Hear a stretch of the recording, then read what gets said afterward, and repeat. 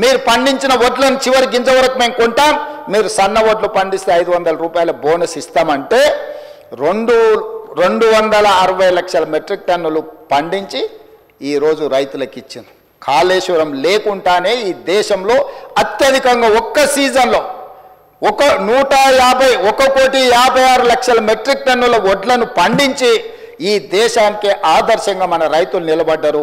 వాటన్నిటిని కొనుగోలు చేసి 3 రోజుల్లోనే రైతులకు ఈరోజు మేము వాళ్ళ నగదు వాళ్ళ ఖాతాలలోకి బదిలీ చేసాం.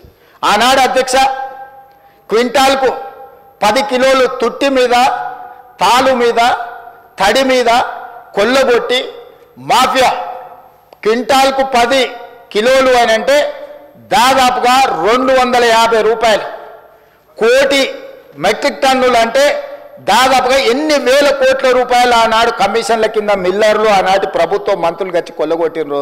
మీరు చూడండి అధ్యక్ష, లెక్క వేయండి. కానీ మేము వచ్చిన తర్వాత 1 కిలో కూడా తుట్టి, తాలు, తవుడు పేరు మీద తీయనీయలేదు అధ్యక్ష. తోలు తీస్తామని చెప్పినాం అధ్యక్ష.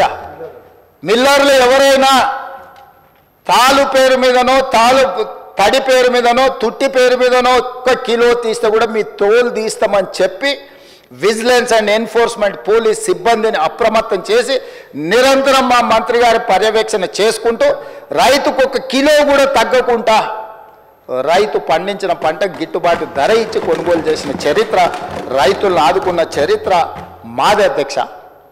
ఇదే కాదు అధ్యక్ష, రైతుల సమస్యలను పరిష్కరించడానికి శాశ్వతమైన ఒక వ్యవస్థ ఉండాలి అని గతంలో రైతుల సమస్యలను పట్టించుకున్న వాళ్ళే లేకపోవడం వల్ల రైతు కమిషన్ ఏర్పాటు చేసి వ్యవసాయం పట్ల చిత్తశుద్ధి నమ్మకం ఉన్న కోదండరెడ్డి గారిని మొట్టమొదటిసారి తెలంగాణ రాష్ట్రంలో విధానపరమైన నిర్ణయం తీసుకొని రైతు కమిషన్ వేసి దానికి వ్యవసాయము, రైతుల పట్ల సానుభూతి, రైతులను ఆదుకోవాలన్న ఆలోచన ఉన్న వాళ్ళను ఈరోజు కమిషన్ చైర్మన్గా మెంబర్స్కి వేసి ఈరోజు రైతుల సమస్యలను స్టడీ చేసి ప్రభుత్వం నిరంతరం ఒక ప్రక్రియ కింద మేము తీసుకొని ముందుకెళ్తున్నాం అధ్యక్ష.